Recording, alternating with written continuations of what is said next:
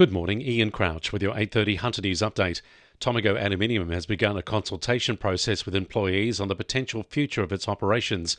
In a statement released this morning, Tomago says since 2022 it's been seeking an economically viable energy solution for when its existing electricity supply contract expires.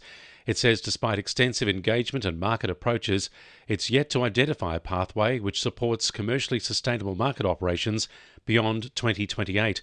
It means Tomago Aluminium has reached a point where it must contemplate ceasing operations, and says the consultation process will allow its 1,000 employees to share feedback on the potential pathway. Investigators will this morning begin sifting through the remains of a two-storey home at Fennell Bay, which was destroyed by a fire overnight. A neighbour helped the occupants of the Healy Avenue home to safety when the fire broke out just before 2 this morning. New South Wales Ambulance says 5 people were treated for smoke inhalation, and one of those was taken to the John Hunter Hospital for further treatment. It's taken around 40 firefighters more than 2 hours to extinguish and mop up the fire. Police have set up a crime scene as investigations continue. The Hunter's unemployment rate fell in September, but the region's peak business body says the figures reflect a shrinking participation rate rather than strong jobs market. The latest figures show the unemployment rate in Newcastle and Lake Macquarie has remained virtually unchanged at 4.7%. However, there was a significant drop in the jobless rate across the rest of the Hunter, down from 5.1% in August to 3%. Over the same period, job ads in the region rose by more than 4%. Hunter Business Chamber CEO Bob Hawes says the result highlights the growing disparity between the skills of those seeking employment compared to what employers are looking for. The number of people looking for work fell by 7,500. Newcastle Liberal councillor Callum Poole is urging the state government to fast-track investment into the Broadmeadow Place strategy to help council reach a 5-year new housing target of 11,000 dwellings.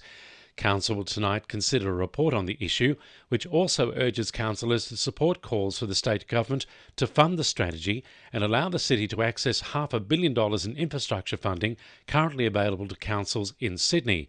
Callum Poole says Newcastle can't access these funds because it's not considered a metropolitan area. Exactly right. So particularly with the TODs, the Transport Orientated Development, that's been a total flop in this region, in Newcastle and Lake Macquarie.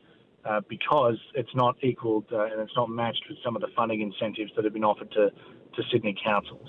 Police are investigating a home invasion at Caves Beach this morning. Police have been told 3 people armed with a weapon forced their way into the Macquarie Grove home at about 5 a.m, where a 43-year-old man was living. They left in a white Isuzu SUV with New South Wales registration FGW89J. The man wasn't injured. Police believe the incident is linked to 2 others, where it's alleged the group tried to enter a service station at Freeman's Drive, Cooranbong, and another premises nearby in Barbers Road. A motion is being put to Newcastle Council tonight by Labor councillor Paige Johnson, calling for the city's first public road, Rainbow Crossing.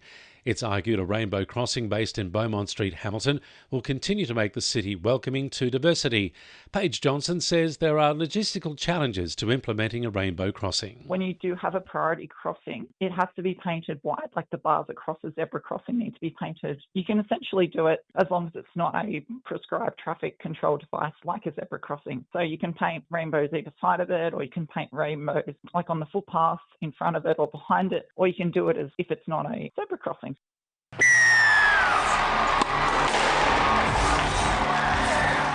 2NURFM Sport. Knight signing Sandon Smith is unsure where he'll play in Newcastle's spine next year.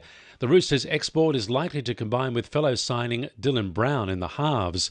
Smith could also move to hooker, which sees teammate Phoenix Crossland move to lock. Round 4 of the men's Newcastle cricket competition kicks off this Saturday. Stockton takes on Wests, while University faces off against Wallsend. Both Stockton and University are tied for top spot on the ladder. Meanwhile, the women's competition will start their season with more teams than ever before. This season will see 16 teams across 2 divisions after starting with only 4 in 2019. The competition starts tomorrow night. And Newcastle trainer Chris Lees is making his 5th Melbourne Cup campaign next week. His horse, Changing of the Guard, sits inside the top 24 ahead of its race at Flemington. This year's Melbourne Cup takes place next Tuesday. And the winning numbers in Monday Lotto are 1, 6, 11, 14, 26 and 44. And the supplementaries are 2 and 17. And now you're up to date with the latest 2NURFM Hunter News.